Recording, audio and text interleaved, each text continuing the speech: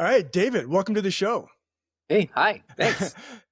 Stoked to have you on. We've been talking about doing this for a while, David. And just for the viewers' background, you are the founder of Breadico and Café Breadico. And so let's hmm just start off the podcast talking about what Breadico is, what Café Breadico is. What are you guys doing here in Sioux Falls? Yeah, absolutely.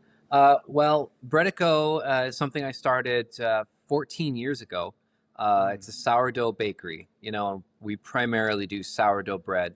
And we've been through a lot of iterations of what the business looks like, everything from just a farmer's market stand selling bread to a full-scale restaurant selling pasta, appetizers, and wine, and kind of rolling through the course back into just a bakery.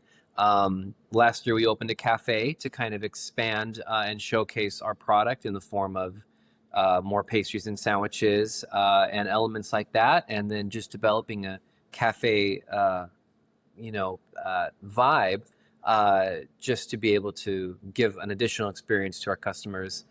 So yeah, over 14 years, we've really just stayed within the scope of quality sourdough product and expanded to just a great experience. And that's kind of what we've been doing. So, yeah, Incredible. Well, I want to dive deeper into Cafe Breadico, uh-huh. but rewinding back to Breadico and why you started it. Um, just for background, my girlfriend and I eat your sourdough every morning for breakfast with our eggs. Yeah. So we are obsessed with it. It's absolutely incredible. Why sourdough? What are the benefits of sourdough over a white or wheat bread? I mean, what inspired you to start the company? Yeah. You know, I 15 years ago, I was writing musical shows, was producing, and but I was also working in bakeries, just to make money as a job, and I loved it. I just loved the work of making bread. I love the work of starting with nothing in the morning and ending with something else. I loved working overnights, just the grind. When you're in your 20s and you just want to just work hard. That's what bakery work was, and I found that I loved it. Um, and I was like, wow, this product's great. What can make it better? And then I started reading about sourdough, the sourdough movement, and realized that I was actually really quite good at it, and I loved it. So Mm. yeah, I ended up just kind of quitting my job. I was working in Minneapolis. I moved back home to Sioux Falls, and my dad said, "Hey, why don't you just start a bakery, in the garage, and we'll just start there." So yeah, we've just been pursuing sourdough and sourdough quality. The reason why sourdough is just elementally better is scientifically, it's the bacteria that's doing all the digestive work, that's taking care of all of those kind of prebiotic type elements of breaking down the wheat and the wheat berries for you so your stomach doesn't have to do it. And you get nutritional benefits and you get a lot of extra flavor too. There's more moisture in the bread, the starches absorb that moisture because of the longer fermentation. So just overall, side by side, sourdough bread is elementally better than any other commercial yeasted breads that you can find. And it's difficult for large, format companies, commercial and industrial companies to make this high level quality of bread because it's very risky, right? Mm. So you only really can find it in small artisan type shops, and that's what we do here in Sioux Falls. There's a lot of other ones around the U.S. too, but that's kind of what we primarily do. So, and we might have a few people popping in behind me here and there Mm. if they're brave enough. So. But No yeah, worries. so that's what we do. So the reason why you love it every morning is it's just a better way to make bread, and there's no real alternative outside of going right through it. So yeah, we take that and we just have expanded that into the other things that we do too. Excellent. And Yeah. and you mentioned it's somewhat risky for some of these larger, bread makers across the US. I mean, what makes it risky in creating it? Well, for instance, right now, specifically this week, we're struggling with keeping our sourdough under control, right? Mm. You have all these changes in weather, changes in humidity. Sometimes your sourdough starter gets a little sick, gets a little bacteria strain that came from who knows where, the air, a Mhm. dirty tool or something, and then things go haywire. And uh, for the last week or so, we've been struggling to get our sourdough back on track. Something went wrong somewhere, and it happens. It happens once a year, usually spring to summer or summer to fall is usually when it happens. Um, and as a result, we lose a lot of product, right? We end Hmm. up losing a lot of product. Now, it's difficult for us to lose product because we're a small business, right? But Yeah. the larger you are, the harder you fall, right? So for a Hmm. large company to be able to run this level of intuitive sourdough development on a massive scale, for that to kind of go off the deep end once in a while, that's a that's massive, right? That can be have a massive quantity. That's like a recall of products, and that can happen over and over again. We're able to circumvent that, and we're able to sustain it because we have other products in our bread mix that are more reliable, that soften the blow.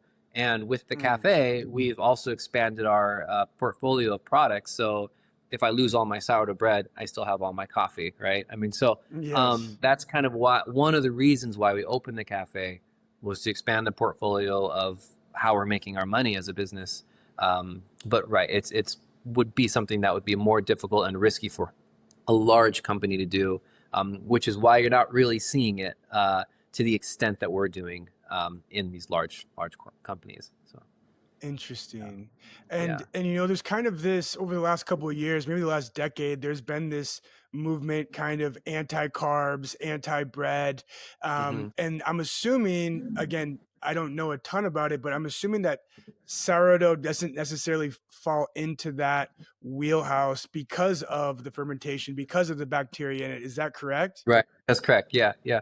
Um, people are just consuming.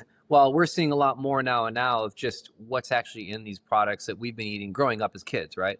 We've been Hmm. eating these products growing up. We don't know. And 20 years ago, 30 years ago, our parents didn't know, right? Hmm. We're seeing a lot of additives into these products, and we're getting the results of that is stuff's not good for us. We're kind of a little more sick, a little unhealthy as a culture because of the processed foods we've been eating. um, Bread and carbohydrate type products have fallen into that. Specifically bread because it's so heavy on wheat. It's so much wheat that has been quickly fermented with commercial yeast and baked. So what you're actually eating when you're eating commercial bread, generally that's not sourdough, is you're eating wheat straight from the field, just crushed into flour, and now you're trying to digest all of that. Well, there's a lot of bubbles in the fermentation process that should be happening in a container, in a bakery, not in your stomach. And Mm. we're getting gluten intolerances because we're getting all those bubbles in here. Our stomach is having to digest all of this wheat that we're getting, in addition to whatever chemicals have been sprayed on there, during the process of harvest and so forth. Um, with sourdough, we're doing that process first. We're getting all of that fermentation done. We're essentially breaking down all of where the bacteria are consuming all the carbohydrates and breaking down the proteins and complex sugars, complex carbohydrates into sugars. They're digesting those sugars, excreting them as bubbles, and then we're beginning the fermentation process. And it's all done for you. And so when you're eating sourdough bread, you're basically harvesting the nutrients with your gut rather than having to do the breakdown process yourself. So with Mm. sourdough, against all these you have the anti-carb movement, which makes sense for cookies and granola bars and whatever it is. Mm. But with bread itself and sourdough, we've seen time and time again, anecdotally, people with celiacs, people with gluten intolerances eating our bread with no side effects because of our fermentation process. So yeah, um,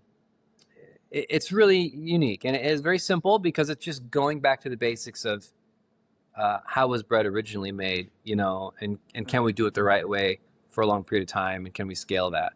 And that's kind of been our goal, and we've seen the results of it because time and time again, customers like yourself who've eaten our bread, they have a hard time going back to the other stuff because they've tasted what it can be, right?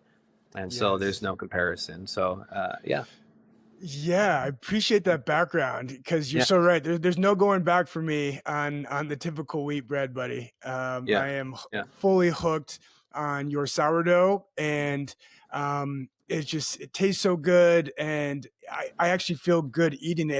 And that scientific background you just gave with the breakdown even helps resonate with me even deeper. So now I can communicate it to other people that I'm Right. telling to get on sourdough, Yeah. and I just didn't have a great explanation for it. So I Yeah. appreciate that. Yeah.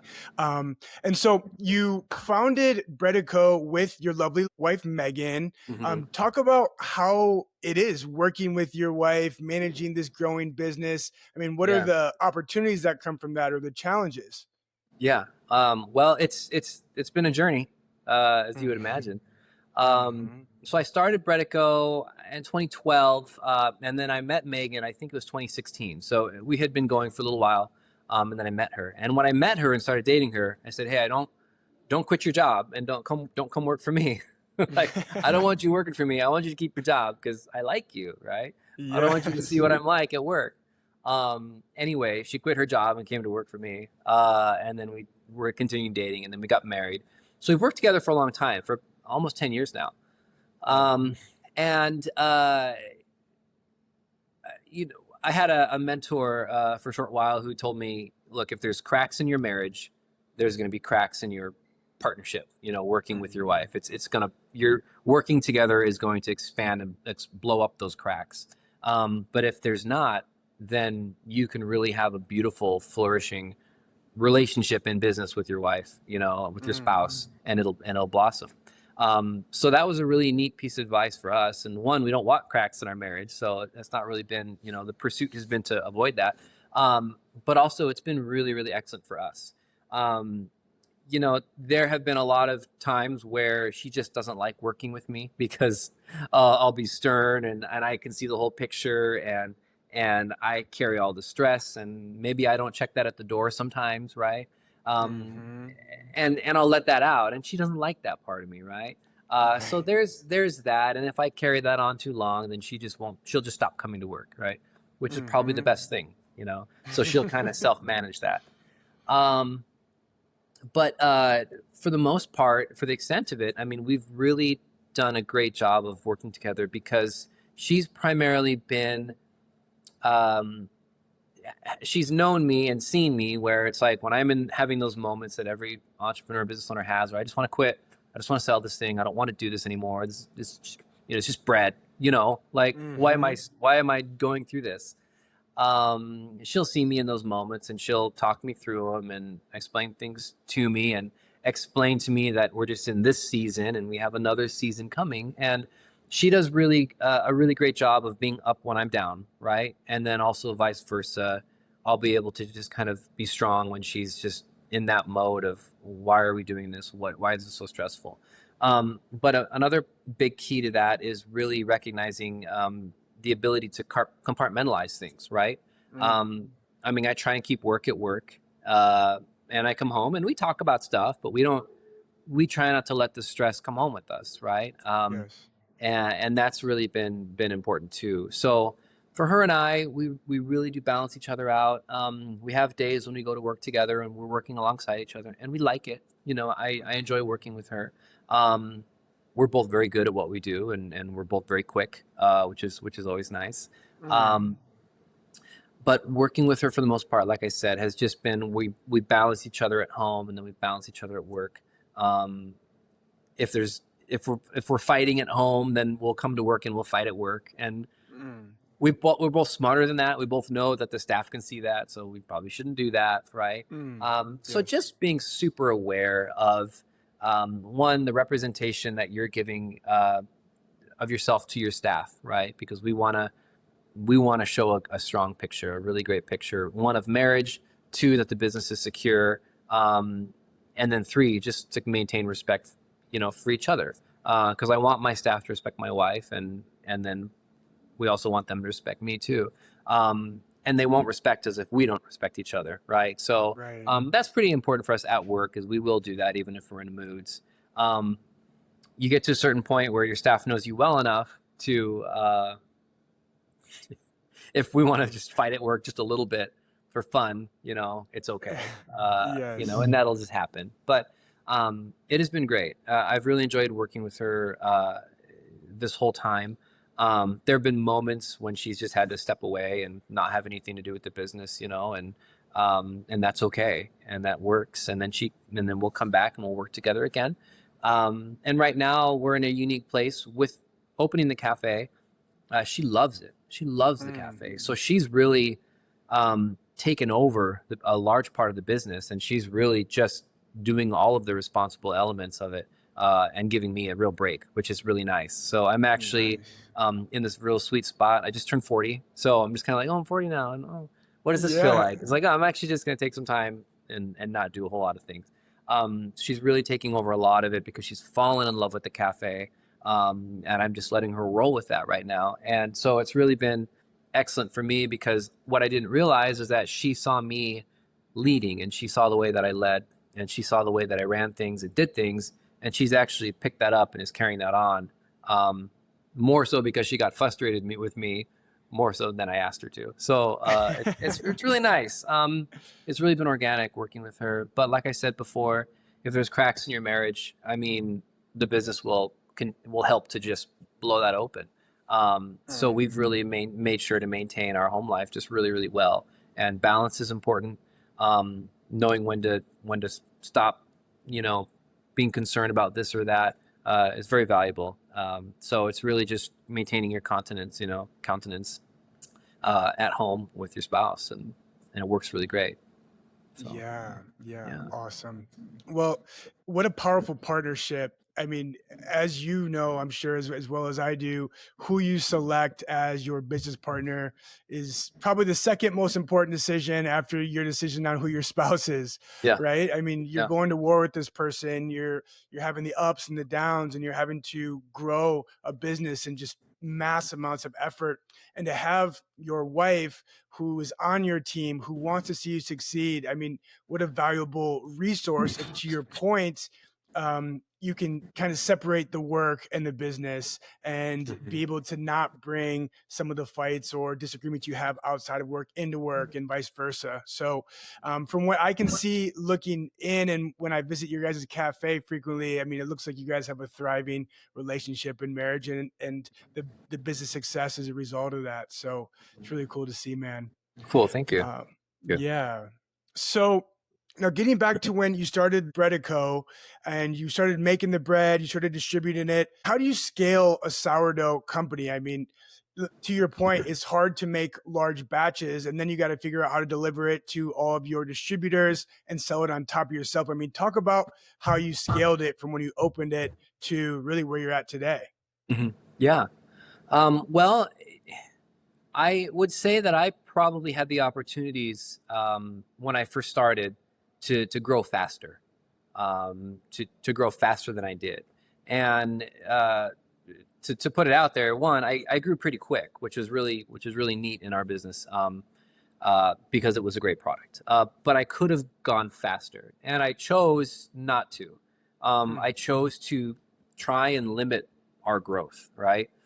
Because the thing with our product, one, I was unknown. Uh, there were only a few places I could sell, in the very beginning. There were, now we have two pomegranate markets, co-op, and who knows, maybe they'll open another one. And the grocery stores, had a lot of requirements to get in there. So there weren't a lot of options for me when I first started. There's also a lot more restaurants now than there were back then. Um, but I started product first, and that was my goal. Was I said, okay, we're going to be a product first company. We're going to make sure the product is always good, and if the product goes out there and it's an excellent product, we're going to get a return customer, because you can't taste our products and then go back, which is kind of what we talked about earlier. You can't have this excellent product and then go backwards, as a customer. Mhm. So I knew that everything we put out had to be excellent. There were days when the product didn't turn out, and I just didn't ship it. I didn't ship that product because I can't. We have to send good product. So we really grew pretty slow in the very beginning in terms of, 12 loaves at a time, 16 loaves the next day, 18 loaves the next day. Oh, nobody bought any bread yesterday. Okay. We didn't get any new customers yesterday. Okay. And we kind of just did that very slowly. And people really picked it up. And the nice thing about bread is it's a commodity product, and people will buy more than one loaf a week, which is great, right? Mm-hmm. So we really were just as consistent as we could be in terms of continuing to deliver every day, every day, every day, until we got to the point. And for the first year and a half, by the way, it was just myself and my mother helped me, myself and my mom. Wow. So I Shout out, mixed all the, mom. yeah, I know. I mixed all the bread, baked all the bread. She helped me package the bread, and we delivered the bread together. And we did that for a year and a half. And after about a year and a half of just doing that out of the garage, delivering with the old Suburban, we had kind of gotten enough of a clout, in terms of people liked what we did, people were excited about it. So we ended up moving into what is the old Queen City Bakery space, which is currently a Brazilian restaurant right now. So Mm-hmm. we ended up moving into our first brick and mortar space and really announced it, really talked about it. The news came in, and at that time, I would say that we really had luck on our side in terms of how Sioux Falls began to grow. The downtown area was just starting to really, really take off. Some of the longstanding restaurants we have now, like, were just opening at that time, and we got to be part of that. We were kind of in this, I would call, just kind of a new wave of food and restaurants. Is kind of when we were able to open up. But we were product first the whole time. When we opened our little cafe, it was the same thing. We were just product first the whole time. And people really appreciated that. They really turned on to that, and they continue to come back. And really, it's just been a grind. It's been a marathon. And if I were to say, how do you scale something like that? Well, in what way do you mean scaling, right? Like, I could go out and I could put a few more bakeries around town, right, to scale in that regard. But the way we scaled was it really just our word of mouth marketing. I've actually never, I don't think I've ever done any advertising. I have 15 years of business outside of just the social media stuff. Wow. I never did any print media. I never spent any money on that. We never did anything like that. And the reason was, I knew that I could only output so much product a day because it was just me. Yeah. And then when I moved into the space, it was me and two other people. So I knew we could only make X amount of product anyway. So I figured if I try blasting and marketing, I'm going to bring all these people in here and there's not going to be any product, right? So let's just start by word of mouth and let's just grow organically that way. And we really did organically grow from the very beginning. And I would say that I've gotten a lot of feedback. I've had a lot of the same customers for 15 years that I still see coming into the cafe, going into the bakery, that were buying stuff from the farmer's market 15 years ago. And they're still coming by, and they've told all these people, and the word of mouth is strong. We learned that in business school. Entrepreneurship was just that your word of mouth marketing is your strongest marketing, because it's going to be the curated customer that people are going to tell people who they know are going to love what you do. They know you're going to love what you do. So our approach has always been to grow in that direction. Sioux Falls is small, it's a small place. Yes. And we just had a long runway, and we said, let's just do this slow and let's grow organically as slow as we can. So we did. We just grew as slow as we could. But in addition to that, we also did a lot of fun things. We opened our small first bakery. We did pizza nights, and then we started doing sandwiches, and we did pasta, and we started doing all these things that hadn't been done before. The wood-fired oven. We're the first fully wood-fired oven in town, doing pizzas, and really excellent. Just show, like, I don't know. We just a lot of different things that we did to get attention, essentially, but in a healthy, organic type of way, right? And that's really helped us to get a strong base. To the point where a lot of people got excited about what we did, about what we do, about what we represent. And we've always been intentional about trying to represent ourselves in a positive light in that way, without telling people what we do on a billboard or making claims on our website or things like that. We just like to show them. And one of the other things that I like to recognize is that at our bakery space, I like to show people that what we're doing is beautiful. By the way that we designed our shelves and our marketplace shelves, they're beautiful. And the books that we curated and have on the shelf and the products that we're selling are beautiful. They're beautiful olive oils, they're beautiful jams, they're beautiful books, they're artistic books. The shelves are beautiful. I built the shelves of the bakery. I built the cafe here. And we just like to display beauty because we believe in beauty, we believe in art, and we believe in excellent product and not taking shortcuts. And we're speaking that both through the product and then also through the space and the feng shui when you walk in and all of that. That's where we're communicating that. In addition to the staff we're hiring, who are all good people, and so that's how we've chosen to grow in terms of, we've gotten our customers through the interactions with our product and with our space. And we've gone kind of as slowly as we can, as quickly as we could. So if that makes any sense. Yeah, Yeah. it does make sense. Yeah. And I have to applaud you on that too, because often entrepreneurs just want to grow for growth's sake, right? Yeah. And what happens is their quality of product suffers. Maybe they're not able to your point, actually fulfill all the orders because they don't have the right personnel on staff, or maybe they run out of the financial runway that they had because, again, they're scaling too quickly and they run out of money and they have to close the business. And so intentional growth is everything in a new business. And you guys have nailed the blueprint on how to do that. And word of mouth, to your point there, is everything. And same thing with my business as an EOS business coach. The first couple of years of being in the business, I was picking up the phones. I was cold calling everyone in my network. And it was really hard to start to get that initial base of clients. But then once you start to get some clients on board and you do good work for those clients and you produce a good product and they see great results, then to your point, the word of mouth just spreads enormously and you don't have to work as hard to get new clients or new customers in the door. And so it just makes complete sense as to, your word of mouth strategy, not investing in marketing, which has allowed you to focus on providing an incredible product that people are going to come back to regardless. And the last thing I'll say is in regards to the design of your cafe, which is where I want to go next. I mean, it is stunning, David. And I don't think that anyone has any idea that you really designed it. You did a lot of the woodwork. I mean, talk about that process. You are the man. You're a jack of all trades, dude. So it's really cool to see. Talk about the inspiration for the layout of the cafe and everything that you have going on there. Yeah. Well, we knew about this development. Our cafe is located in a new building in downtown Sioux Falls, a Bancorp building. It's just a large development that they just built. And my wife and I were living in one of the developed buildings from the group, and we knew about the project before they even broke ground. So we were like, we like this group, we like this area, we want to be a part of this project. Fast forward a year or two, everything's built, we're walking the spaces, and there was a location that I picked, and I was like, I want this spot. I need to convince my wife, this is the spot that we want. We looked at all the stores or all the spaces, and this is the spot that she liked. She said, this is it.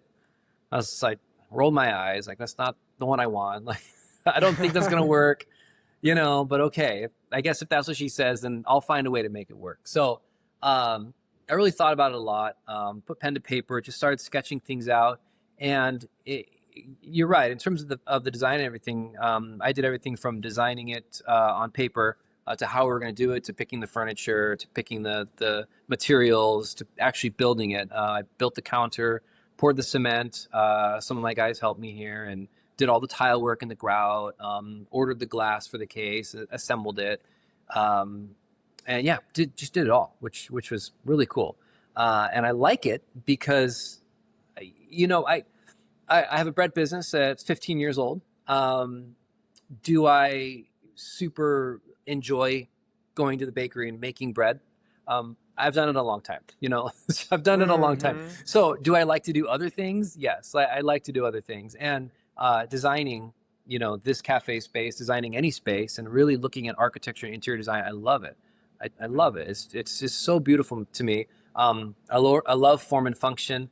I love to be in a space that makes sense. And it drives me nuts when I'm in a space that doesn't make sense. It drives me nuts when I see new developments that just shouldn't be there. That's not utilizing, the light. The sun's rising over here. Why don't we have a window, right?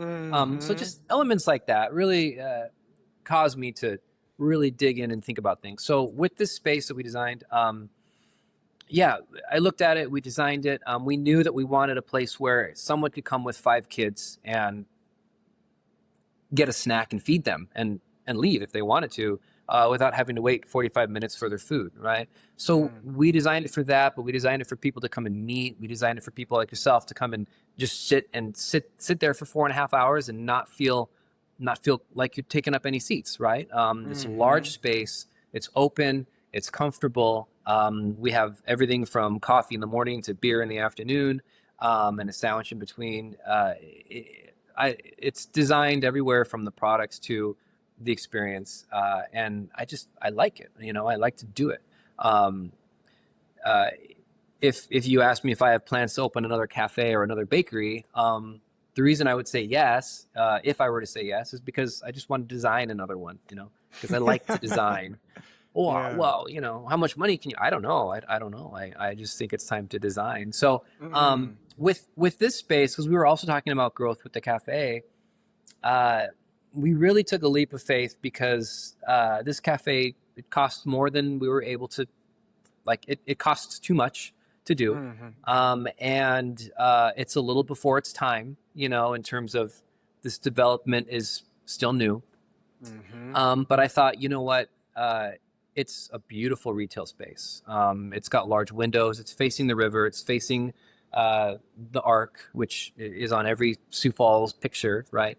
Yes. And it's facing downtown, and it's gorgeous. And so I said, you know what? If I don't take this space, uh, someone else is going to take it. We're going to mess it up. Mm. They're not going to do as nice of a job, and it's going to bother me, right? Yes. So we went for it, and we dug into it. It's a lot of square feet. It didn't need to be this big, but I thought let's go big anyway. Let's go big anyway because it could be really crowded, and if it's really crowded, I don't want it to feel crowded. I just want it to feel good and nice. Mm. So, um, you know, back to my point of trying to create an experience. Product we're a very product first company, and it's very tangible and evident in our sourdough bakery because it's our sourdough bread is our product. At the cafe, our product is the cafe. That is the product. It's not the coffee and it's not the sandwich. It's actually just the space, and it's the cafe Mm. space, and it's everything you can do in the space, products you can get in the space, which are top notch. But it's the whole experience is the product, and we knew that would be important because where the tourists come are right in front of our door. It's going to be an excellent summertime space, which we're looking forward to this summer. This will be our first summer. Uh, so that's the way we designed this cafe. Was the cafe is the actual product. So that's why it is what you see, and I'm glad that you think it's breathtaking and excellent because that was the goal. So, It so yeah, absolutely is. It absolutely is, man. And you might have a second career in design. What do you I think? like it. Yeah, I like it. We'll see. Yeah. Yeah, One thing at a time. yeah. Well, and so, yeah, your location in Sharapa 2 is stunning. To your point about, the development's pretty early still. Yeah, absolutely. I mean, there's still some unfilled spaces around you that need to be hmm filled. And so I am curious. I mean, how has it been since you launched it? You guys have been open for 8 months? How long? September we opened, so almost 10 months. Yeah, actually. Almost Yeah, 10 months. Yeah. yeah. Well, 8 months. 8 months. I don't know. 8 to 10 roughly. And It's how been a while. has, yeah, how has how has it gone? I mean, has it exceeded expectations? Has it been right at where you've been hoping? Do you need to grow more? Where are you guys at? It's doing well. It's Mm-hmm. doing well in that we weren't really sure where we would land in terms of what our sales numbers would be, what our transactions would be. So we had to guess because there was no proof down here, right? Mm-hmm. We're actually there were only two retailers down here before. One was a clothing place and one was an IV clinic, and so we're really the only food place down here. So we had no sort of even guess of what we could do. Uh, so we just threw numbers together and made a guess, and it actually worked out really great. We're very close. The place we're falling short in terms of our sales are our bread. We're Mm-hmm. actually selling everything like exceedingly, but we're really not selling that much bread. Hmm. which was interesting to me because I wasn't sure. So we're a bread company that's not really selling a whole lot of bread downtown. So that shortage of UPC product is actually causing us to struggle a little bit. Hmm. But we're not worried about it because everything else is doing pretty good. And we're just now, as of this week, into summer, right? So we've been Hmm. waiting and waiting and waiting for summer, and this is when we're supposed to just really blossom. Um, it's going to work and it's going to work well, and the reason is our staff loves the space and they love working and they love coming to work. They love making the product. The customers, we've seen a lot of repeat customers commonly, and they love it. And yesterday, for instance, was Memorial Day and we were open. We anticipated that we would be busy, and we really were. So every seat was filled inside and outside, and people still were coming in and being able to go out. So we can really turn a line very, very quickly the way that the space is set up and designed.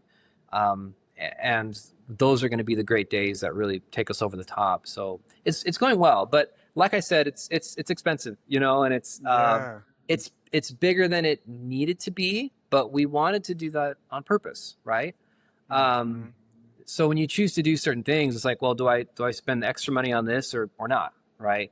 Um, Hmm. the extra money makes it a luxury product or whatever it is, and for us, we wanted that experience. I wouldn't call it luxury by any mean, but we wanted to spend the extra money because we wanted that extra experience for the customer, and people are noticing, and it's working. So yeah, yeah, Yeah, excellent. Well, yeah, I'm excited, David, for the summer and the patio. I haven't sat on the patio yet, so yeah, I'm excited to camp out there for several hours yeah, and get some work done. I'm actually going to, I live downtown. I'm going to bike over to your guys' yeah, cafe right after this podcast, and I've yeah, got a meeting at 2:30. So yeah. it's just so convenient where it's at. It's so beautiful, as you said, on the river. Hmm. And props to you for you and Megan for taking that leap of faith, because I know the investment, and I know that when you take a leap like that in your business, it can be scary, it can be stressful, but you guys seem to be crushing it with flying colors. Yeah. So Well, thank you. I'm glad congratulations that on that's what you see. I'm glad that that's gonna what it. I'm glad because it's challenging. It's really Yes. challenging. It's been difficult, but like I said kind of before, we're very product first, and then we also have just poured into our staff as well. And in terms of, to go back to another statement you made, like how do you scale? We wouldn't have been able to do anything we've been able to do without our staff. Mm, And if you were to say that we're successful, or are you successful, or how do you measure success? For us, my goal is just we built this beautiful thing that's excellent for people to experience, but we also need to be home with our children, and mm, the only way that we can successfully stress-free in a stress-free way be home with our children is if we have an excellent staff. And because the products that we're making are important, and in order to make them well and make them right, you need excellent and skilled people who do it and do it well and who love it, and then who can transition and give an excellent experience to your customer base. And we've really poured into our staff. We pay them as much as we can, and that's kind of an investment that we made as well. And that's really the only way that we've been able to really continue to grow. And I look around, I talk to other business owners, and we go through it, and we really just like I mentioned, that we kind of stuck our necks out there, renting this space and building this out and building this cafe. In the same way, we've really stuck our necks out just trying to provide more for our staff, and mm. that's one thing that I think, uh, you know, I'd like to see that in other businesses, and I don't know what other businesses are paying their staff. I don't know. But one thing I'd like to see more is just smaller businesses like ours just doing more for their staff, because it frees up the business owners even more, and that's such a valuable thing that takes time to really cultivate. And that's really been our it's been a goal of ours to do our very, very best, but it's kind of turned into a passion, maybe a little bit much, Mm, where mhm. we just really pursue that, and we enjoy that. And we're so thankful for the people who work, within our business to allow Megan and I to just be able to raise our family, in the way we've been able to. So that's kind of so I'm when you say it's all flourishing, I'm like, yes, I'm glad, I'm happy, but that's the part that's probably the most exciting to me, is that we're able to actually take a lot of time and pass a lot of things on to our team, which has been excellent. So, and Yes. kind of word of advice or hope, or encouragement to others, I guess. Yeah. Yes, yes. Well, you mentioned that you were happy that my perception of how you guys are doing, and it's so funny because it brings me back to Ricardo and Mary Beth over at Marabella and Our Wine and Mhm. Trio and Bricks, because I worked with them a few years ago to implement EOS, and as we went through the core value exercise, one of their core values is act like a duck. And Mhm. your response kind of just resonated with me in that, especially in the service industry, things can be chaotic on the back end. Maybe the food isn't being prepared properly, or someone forgot to put it in order, or whatever it may be. You may be frantic inside, but if you can, Mhm. on the surface, act like a duck, meaning that a duck, on when they're swimming in water, it looks Mhm. like they're calm, cool, collected, going through the water. But under the water, their feet are going like this, right? Yeah. And so I just love that core value, and it sounds like you guys have implemented pieces of that Yeah. at Breadico. And Yeah. to your point with focusing on people, I think that's where most business owners fall short Mhm. is in really providing a first class environment for their people to thrive and work. Sometimes it's easy to delegate things and then just say, "Yep, get it done," Mhm. or ask people to work a crazy amount of hours, but then they forget about the quality of those people's lives. They forget about that people need to be motivated to come to work, to be able to do the hard work, and to be able Mhm. to sustain that service that you were providing previously. And Mhm. so, yeah, props to you. And I guess what things specifically are you doing with your people to ensure that they have a great quality environment to come to? Um, well, for this space itself, we designed it in a way, like I said, that it was going to be beautiful, and we set it up in a way um, with as much like low stress as possible, right? Mm, We decided here that we weren't going to do any wholesale out of the cafe. We don't do any wholesale pastries. We ended up taking on a couple accounts, the Breaded Circus and so forth, which is super easy.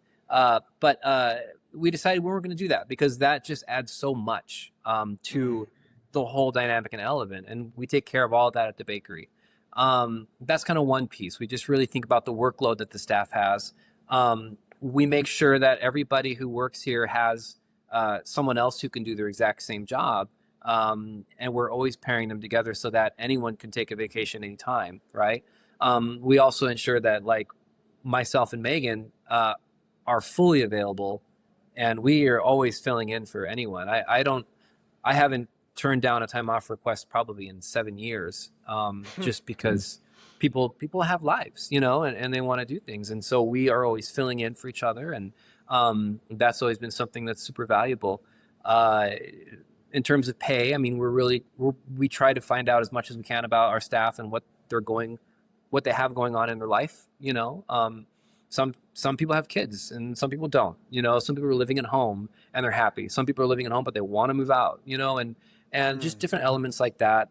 Their age ranges and what's important to them, and uh, so we look at that too, and we really kind of weigh that and what that looks like.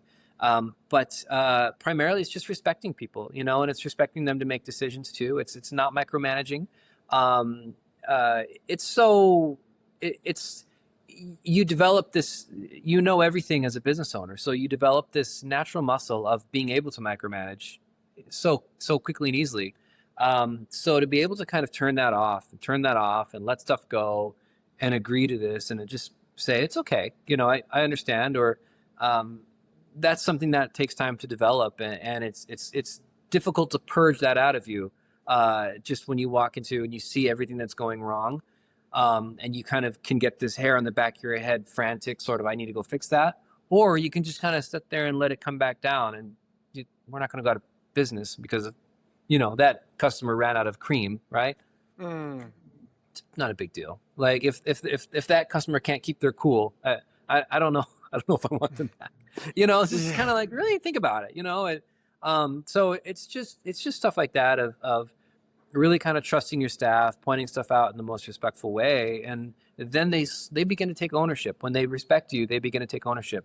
When you give them space, they take ownership. They take ownership of their space, and you just kind of begin doing that. And even little things like I ask my staff for permission to do things. Right? Um, is it okay if I take off now, or do you need anything else, or can I use this tool that you're using, or and just it's easy to act like a bull in a china shop, and it's sometimes kind of fun, but it's better not to, and it's better to just actually act like the new guy on the team, and when you have that approach in your own business, when you're acting like the new hire, uh, people can respect that. I mean, if you're not a fool, but Yes. they can respect that, and I think that just helps, and um, people take ownership over your space for you, and we can't all do this forever. This industry specifically, but other industries too. Business ownership is a marathon. You gotta last. You gotta last, and the only way to do that is to just have a really great team underneath you that can do it for you, right? Hmm. So it's uncomfortable to learn that, but it's the best thing you can learn. So that's Yes. kind of what we've really tried to do. So Yes, yes, yes. yeah. Well, lots of incredible things you just touched on there, but just actually investing in the personal lives of your people, and it's things as simple as quarterly conversations. We teach quarterly conversations at EOS above and beyond your annual performance reviews for your employees, like getting with them on a quarterly basis, just checking in. Hey, how are things going? What resources do you need that you don't have now? What's going on at home? Is everything good with your marriage or good with your family? Mhm. What direction do you want to take in life?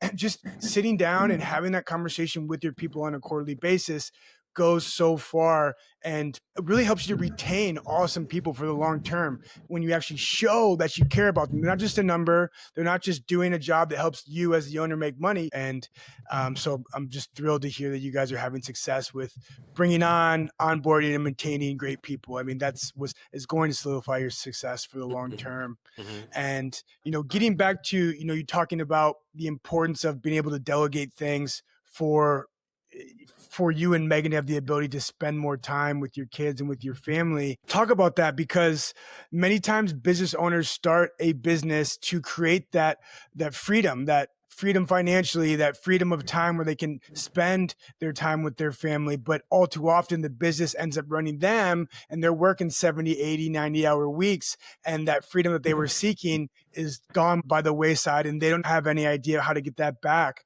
And Mhm. so, what is it like running a growing organization on top of raising, you have two or three kids? 3 kids. Three kids Yeah. on top of raising three kids. What's that like, and how do you manage it?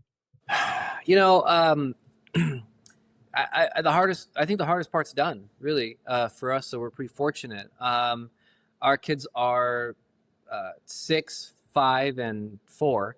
So 4, 5, and 6. So they're young. Right now they're handfuls, and they're the most important thing, right? It's I mean, I could be at work all day every day if I wanted to, right? I mean, I could be. There's things I can do. There's stuff I need to fix. There are I could let a few people go and I could just work those shifts and save some money. Um, I could do all that, but I choose to not do that. I mean, I just choose to let things go. I choose to say I'll fix that tomorrow, or I'll deal with that tomorrow, or well, actually, I don't have a reason to go into the bakery until Thursday, so I'm just gonna save that until Thursday, and really consolidate my time. Um, I try to leave the house as little as possible, and it sounds like I'm a hermit, but as little as possible means hopefully I only have to leave the house twice a day, right? Mm. I can, that's kind of as little as possible with the goal of just being able to be there, because the thing that we have to recognize is there's always unexpected things that come up, and there are always midnight calls and things that have to be done, at least in our case, because we have bakery stuff, right? So Yes. I all of the elements that I can control, I make sure to just like maintain those as best as I can. And for the things that don't need my attention, I just don't give it to that, because uh, you have to be able to know that your time is sacred, and you have to actively choose to just let things go um, that can be dealt with another time, whether that's a phone call or just anything really. And it's easier now in the place that we are in than it would have been maybe 3 years ago for us, right? Um, but part of that is really just comes down to delegating. For so many years I was afraid to ask my staff to do certain things. I was afraid to ask them to do this one extra thing. I was afraid to give them this task, just because I didn't want to. It's like I didn't want to overburden them. I didn't want to ask them like a favor on top of their job, or I didn't trust them to feed the starter. I didn't trust them to build the leaven, or I didn't trust them to put the dough in the fridge at the right time, things like that. And you have to say, okay, actually, I'm going to choose to just do that. I'm going to choose to trust that person, with the knowledge that, maybe 1 out of 10 times something's going to fail. But it's worth it, because if they fail 1 out of 10 times, but I get to be home, or I get to have my time, then it's worth it, And what is your time worth? What is your failure worth? I talked to a friend of mine the other day, and they're also a business owner, and they were saying, "Gosh, I really, I, I'm trying to find ways to cut cost. I think that if I just drive to Minneapolis every 2 weeks and pick up my products, I can save on shipping costs." And I'm like, you know, is that what you want to do, or do you want to just pay more and just pay the shipping anyway, because then you get to save all that time? Like, we just have to decide what we're going to pay more for. Like, is your time worth it? If your time's worth paying, hiring an extra person, then it's probably worth it, and it's too bad, because uh, every time I every time I fell in for someone at work, every time I take their job because they're on vacation or something, I get it done in 70% of the time that it takes them, Of course. every time, between 50 and 70%. Like, I can do it fast because I'm really very good and efficient, and I know how to work. Um, but I'd rather pay them, to do it anyway. And that's just what hiring employees is. And I actually talked to that same friend the other day about the same thing. And you just hire staff, and you respect them, you show them the work, they do the best they can. Maybe they're not as efficient as you can be, but you're paying for your time. So that's why your time becomes so much more expensive, because it's actually just costing you a lot. Um, Mm-hmm. we've gone through periods in our business where um, we were really making a lot of money, but we were working 80 hours a week, right? And then we Mm-hmm. went from, okay, now I'm only working 20 hours a week, um, but we don't have a lot of money. Okay, that's fine. So my goal is to like be working as little as possible and have the most money, obviously, right? That's everyone's goal. Yes. But it's just this game you're playing, and what's the trade-off, right? So um, Mm-hmm. really, it's just a matter of delegating things and letting it go. And if there's a fire, let's put it out tomorrow. And kind of having that Yes. mindset. It's really really hard to do, um, but it can be done. And you just kind of have to let stuff go, and you realize, oh, that wasn't so bad actually. That wasn't so bad.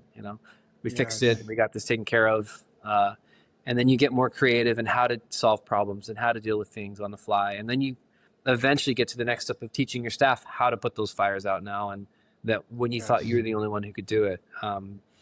But yeah, it's I think we're in a great spot because our business is mature in a way that we can stay home, which has really been beautiful. But we've only been able to do it because we have a good team, right? So, Mm-hmm. and the more responsibility you give them, the more responsible they become. So 100%. yeah. When I love the motto, and I'm constantly talking about this to business owners, you have to act your wage. So you can't be the chief cook and the bottle washer in a restaurant, right? If you are doing $15 an hour jobs, but you guys are making, let's just say for even numbers, $1 million a year in profit, and your hourly wage comes out to $200 or $300 an hour, you have to let go of those $15, $20 an hour Mhm. jobs so that you have the ability to focus on the most important things in the business, leading and providing that direction. But if you're stuck in the weeds, there's no way that you can scale. And that is going to impact your personal life because you are going to be working so many hours. And so oftentimes I'm encouraging people to rework their wage backwards, and so Mhm. that they can visually see, hey, I make $100 an hour based on how much our business is making. I can't be doing these $15 tasks that are holding everyone back. And to your point, it's all about empowering your people. If you don't empower your people to make decisions, there's no way that you can grow and scale. Mhm. Because if you're holding on to things, if you're not teaching them how to do things the correct way, if you're not letting them fail, then they're not growing. They feel micromanaged, and they're Mhm. likely going to leave. And then guess what? That duty falls right back onto you. Right. And Right. so I think you've absolutely nailed your philosophy in managing and leading your people. And yeah, like I said, I'm excited to see where your guys' endeavors take you moving forward. So, a couple questions left Yeah. before we end here. The name of the podcast is the Willpower Podcast. So, David, what does willpower mean Sure. to you? Uh, Gosh, just doing it anyway. You know, Mm, just doing it anyway. And every time I come up to something that needs to be done, I just realize I've done harder things. mhm. I've done harder things. So so do it. Um, but eh, when we've accomplished things that I didn't ever think could be accomplished, right? And sometimes it starts with a phone call, and then sometimes actually a lot of times it just starts with a phone call, or just Yes. physically putting pen to paper. But it's not easy, that's for sure. It's just not easy, but yeah, just doing it anyway, you know. I love Yeah. that so much. Do it anyway. Even when it's hard, even when we're tired, even when we're sick, just do it anyway. Mm-hmm. That's the only way that we're going to get from point A to point B where we want to go. And if we don't do it anyway when times are hard, well, then we're not going to achieve the level of success or whatever you deem as success. Mm-hmm. So I love that. Do it anyway. Last question then for you becomes, what is one of your favorite quotes or mottos that you and your family live by? uh, my family, oh well, my myself, well, life's short, got to move fast. And that's one that someone had told me one time, and I've just really, that's one that I've just kept to. Life's Mhm. short, you got to move fast. And so that's kept us just going and going and going, and making choices and doing it anyway. A Mhm. lot of people want to wait until they're ready, and that's good advice. But life's short, you got to move fast. So that's kind of Yes. what we've been at. So yeah. Yes. Yeah. Amazing. Yeah. Amazing. Amazing. Yeah, I couldn't agree with that more. I think people get stuck, and as Rumi says, as you start to walk out in the way appears. Mm-hmm. And yeah, life is too short to be second guessing yourself, to not taking action, to not following your passions, be doing things you don't want to do. And Mm-hmm. so, yeah, life's short. I love that. Yeah. Okay, so David, as we wrap up, how can the people of Sioux Falls and the area support you and the business? Oh, well, you know, just come by, I guess. Just come by. Enjoy the space. We just want to have a nice space, and we just want to build a nice thing. And this is represents what we're about. We just want to have provide a great product, and we want to provide a great space for people to meet.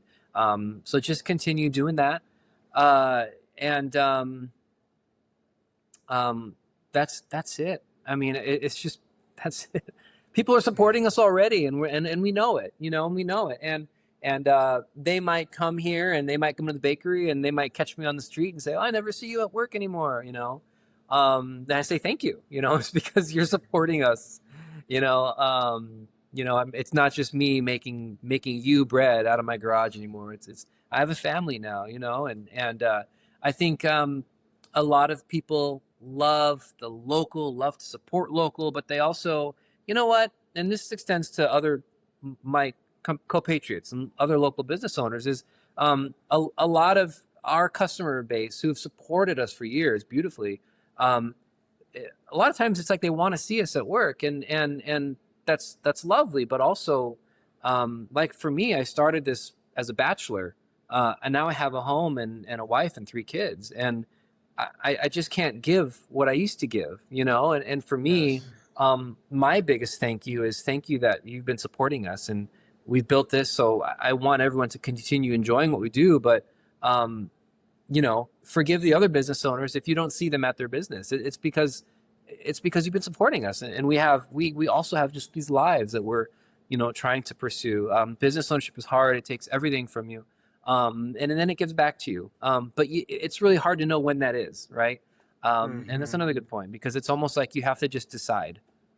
You know what? I've decided that now the business is going to serve me rather than me serving the business. And a lot of times you make that choice up here. And I've done that. And I've done that because I started having children, and along the way, other business owners are going to have to make that same choice. You know what? I'm done serving the business. The business needs to start serving me. And hopefully everyone can kind of make that choice when they're able to. So, yeah, Yes. yeah. Amazing. That was profound, David. I'm Oh, gonna I'm cool. gonna use that to getting to a point where the business serves you, not the other way around. Yeah. And congratulations on getting to that point. And I know Thanks. you guys are still just growing and going to continue to innovate and continue to provide a superior product. I'm Hmm. going to continue to support you. And in fact, I gotta jump on a bike and start heading your Yeah. way Yeah. here Sure. shortly. So appreciate you for being on, David. It was an Yeah. awesome Yeah. conversation, You bet. man. Thank you. Appreciate it. All right. Awesome. Well, again, this is the Willpower Podcast. If you found value in the content, please please subscribe. That is the only way that I can continue to grow this thing. So appreciate you all. Until next time, see ya.